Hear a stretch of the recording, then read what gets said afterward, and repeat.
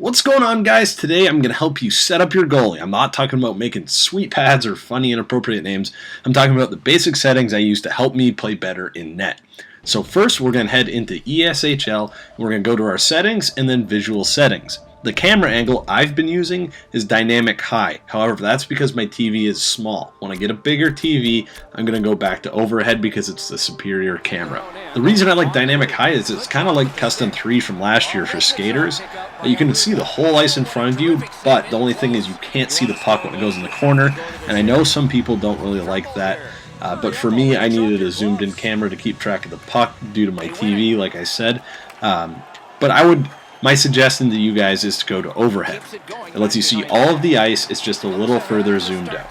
The other options are high and fixed, which are the default cameras, and it's zoomed in behind the goalie. A lot of people like this because you can focus on the skater and you can see the holes you're leaving as a goalie. Like I said, it's personal preference.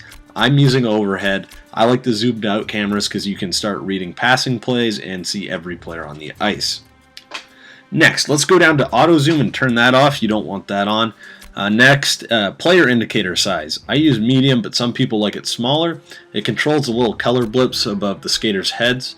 Puck size and puck highlight. Set these to large. It's hard to see the puck from a high camera angle, and anything around the puck helps you to keep track of it. Especially this year because we no longer have that blue line telling us where the puck is anymore. Online player indicators, like I said, are the colored blips. I keep these on because I like to know who has the puck for both teams. If you turn them off, it will only show the color of the person carrying the puck, so that's something to keep in mind if you don't like them. Back out of these menus and go to the main screen, go to Customize and then Controls. Put human goalie covers on auto because you don't want to have to hit triangle to cover the puck every time you make a save. Let the computer do this for you. Sometimes it'll steal a save for you by diving out and getting the puck. I rarely get beat by the CPU making a bad decision for me. Also turn on human goalie sweeps as well. Goalie controls. I play on alternate, but the other option is default. The difference is that on alternate, the controls are like last year. L2 or left trigger is butterfly, R2 and right trigger is post hug, and L1 or left bumper is precision move. On default, L1 or left bumper is post hug, L2 or left trigger is, and R2 and right trigger is butterfly. Yourself, right? But like I said, I play on alternate because I like last year's control better. Goalie precision default. I've been messing around with both settings.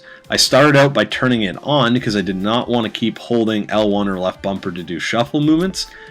If you turned on, your left stick default movement is precision movement, and you push L1 or left bumper to do T pushes. If you turn it off, your left stick goes back to default T pushes, and you need to use L1 to shuffle. Like I said, I keep it on. The only problem I have with keeping it on is that it also limits your butterfly slides. It's more difficult for me to react to a cross crease pass by hitting both L1 and L2 at the same time. So you kind of lose a little distance on your slides, but that can be good too because you don't always want to be sliding out of control. It boils down to your personal preference, and I encourage you guys to try both out and find out what you like best. Now, a good way for you guys to mess around with these controls and get used to them is by going into practice and then goalie practice and setting it to 3-on-0 rush. You're going to face a lot of shots, and you're going to get used to your goalie's movement so you don't have to look at your goalie as often. Now, just be aware that it does play differently offline than it does online. There's some input delay online and it changes your experience, but I still suggest you guys do that just to break in the controls.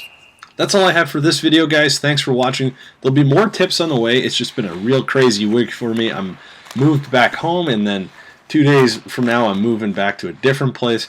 So it's just a little bit wild. I haven't got much of a chance to play or make videos. But next week I'll be back on schedule and coming out with videos consistently.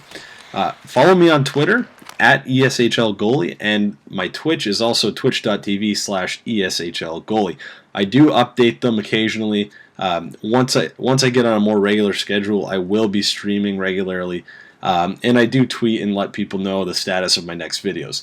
So give me a follow on those. I'd really appreciate it. Subscribe to this channel, and thanks for watching, guys. See you next time.